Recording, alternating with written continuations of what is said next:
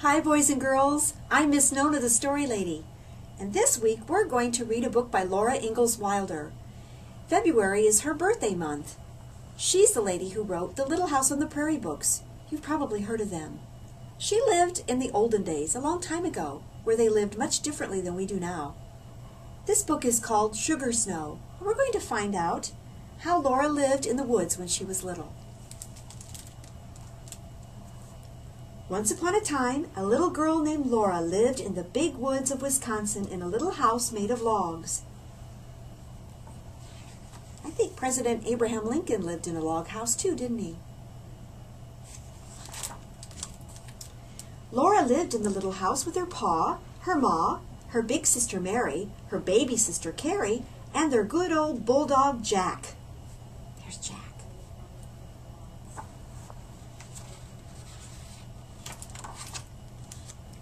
Spring was coming to the big woods. For days the sun shone and the weather was warm.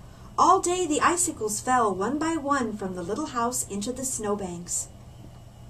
Look at all those icicles. See their house made out of logs? Then one day Laura saw a patch of ground showing through the snow. "May I go out to play, Ma?" she asked. "You may tomorrow," Ma promised.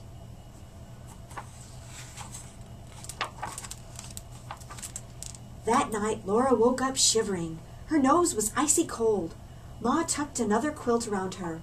"Snuggle close to Mary," Ma said, "and you'll get warm." I don't think they had any furnaces in their houses to keep warm way back then. They had lots of blankets, though, In the morning, Laura looked out the window, and the ground was covered with soft, thick snow. Pa came in, stamping the soft snow from his boots. "It's a sugar snow," he said.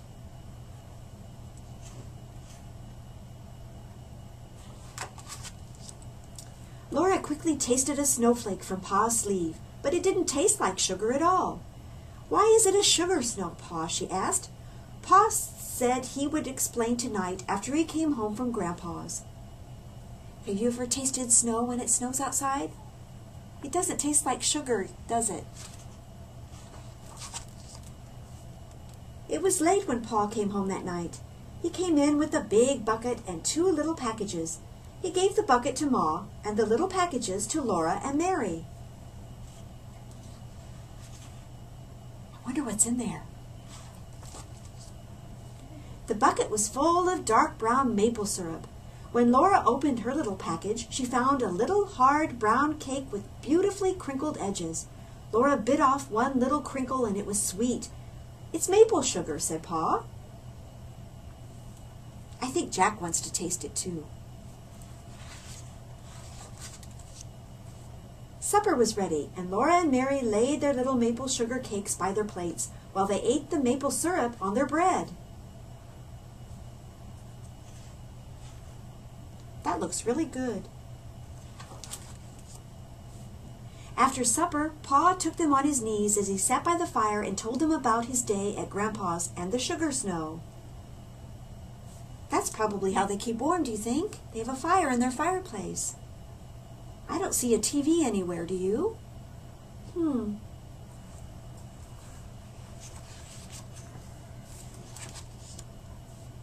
All winter, Pa said, Grandpa has been making wooden buckets for the maple syrup. When the first warm weather came, he took the buckets out into the woods and put each one by a maple tree. Then he drilled a small hole in the tree so that the sap could run out. I guess they didn't have a Walmart where they could go get buckets, huh? Grandpa had to make them all. After all the buckets were full, he boiled all the sap in a big iron kettle until it turned into maple syrup. Then he cooled some of that sweet syrup into cakes of hard brown maple sugar.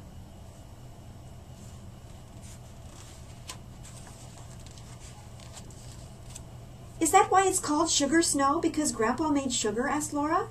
"No," said Pa. "It's called a sugar snow because the snow at this time of year helps the trees to make more sap for the syrup." Those were the little cakes they had with supper, weren't they? That Pa made. Then it was time for bed. By the time Laura and Mary had washed their sticky fingers and were snug in their beds, Pa and his fiddle were both singing them off to sleep. You can't just put a CD in and play music, can you? I bet it was kind of fun sometimes in the olden days, though, don't you? The end.